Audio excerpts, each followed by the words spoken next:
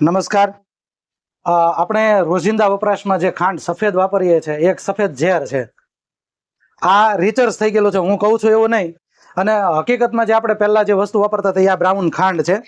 ઔષધ આહાર સ્વદેશી કેન્દ્રની આ બ્રાઉન ખાંડ છે. શેરડીમાંથી કોઈ પણ કેમિકલ વાપર્યા વગરની આ બનાવેલી હોય. આમાંથી તમે મીઠાઈ અને બધી જ વસ્તુઓ બનાવી શકો. શુગર પેશન્ટ પણ આ ખાંડ વાપરે છે અને એ લોકો એવું કહે છે, અમે નથી કહેતા, પણ શુગર પેશન્ટ અમને એમ કહે છે કે આનાથી અમને ગળપણમાં કોઈ પ્રોબ્લેમ નથી થતો. એટલે આજના સમયમાં ઘરમાં જો ગળપણમાં વાપરવું હોય તો ગળપણ માટેનો શ્રેષ્ઠ વિકલ્પ છે બ્રાઉન ખાંડ, ખાંડસરી, પીળી ખાંડ, લાલ ખાંડ, આવું કંઈ પણ નામ આપી શકાય. આમાં પોષક તત્વો બહુ બધા છે.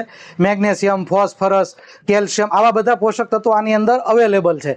એટલે હકીકતમાં વાપરવી હોય ઘરમાં ગળપણના રૂપમાં તો આ ખાંડસરી વાપરવી જોઈએ. એક ક્રાંતિકારી એવા રાજીવભાઈ દીક્ષિત જે વર્ધામાં એનું સેવાગ્રામમાં એની કર્મભૂમિ હતી. અને આજના સમયમાં જાગૃતિ અથવા આયુર્વેદ તરફ જો લોકો વળ્યા હોય તેમાં ખૂબ એનો મોટો ફાળો છે. અને બીમારીઓ પણ જો ઘરેથી જ કોઈ સાજા થાય એવી આજે જો જાગૃતિ લાવ્યા તે રાજીવભાઈ દીક્ષિત છે.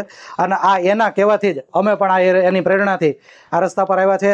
અને આજે તમે તમારું રસોડું જો બદલાવી નાખો ને તો મોટા ભાગની બીમારીઓ ઘરમાંથી નીકળી જાય છે.